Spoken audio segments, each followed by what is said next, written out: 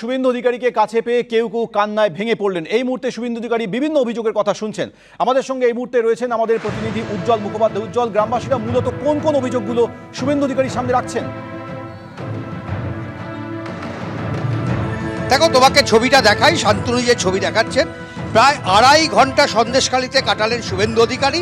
তিনি কথা বললেন প্রচুর মানুষের সঙ্গে, যেটা সংখ্যায় হিসেব করা যাবে না। এবং মহিলারা মূলত তার কাছে যে অভিযোগ করলেন তা হচ্ছে, এক, যে এখানে আইনের কোনো শাসন নেই। অভিযোগ হচ্ছে 2, যে গত 13 বছর ধরে তারা কেউ নির্বাচনে ভোট দিতে পারেননি। অভিযোগ হচ্ছে 3, যে এখানে তারা নিরাপত্তাহীনতায় ভুগছেন। মাঝে মধ্যেই তাদের ওপরে নানা রকমের আক্রমণ নামিয়ে নিয়ে আসা হয়। এবং মূল যে অভিযোগ করলেন, যে তাদের চাষের জমি সব কেড়ে নেওয়া হয়েছে এবং কেড়ে নিয়েছেন শাহজাহান সহ তার দলবলের লোকেরা। এবং এই যে শান্তনু যেতে যেতে যে ভেরি দেখাচ্ছে, দেখো, এরকম অসংখ্য ভেরি গোটা সন্দেশখালী জুড়ে, এরকম অসংখ্য ভেরি গোটা সন্দেশখালীর বিভিন্ন প্রান্তে।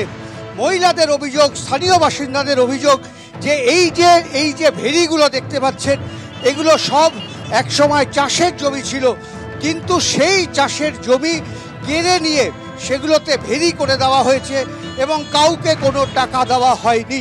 শুভেন্দু অধিকারী শুনলেন সবার অভিযোগ, তিনি মন দিয়ে শুনলেন, তিনি তাদের সঙ্গে কথা বললেন, ব্যক্তিগতভাবে অনেককে ফোন নাম্বার দিলেন এবং শেষ পর্যন্ত গ্রাম ছাড়ার আগে জানিয়ে গেলেন তিনি আবার আসবেন 25 তারিখে, এই গ্রামের মানুষের সঙ্গে কথা বলবেন এবং তারপর আরও কি ব্যবস্থা করতে হয় সেই ব্যাপারে তিনি উদ্যোগী হবেন।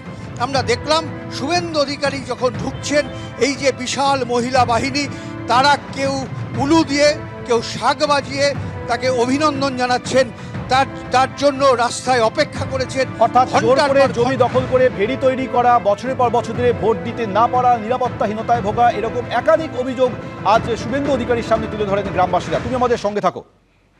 এদিকে কুণাল ঘোষ আজ শুভেন্দু অধিকারীর সন্দেশখালী যাওয়া নিয়ে কটাক্ষ করতে ছাড়েননি। কি বললেন তিনি, শোনাব আপনাদের। ওটা তো প্রশাসনিক বিষয়।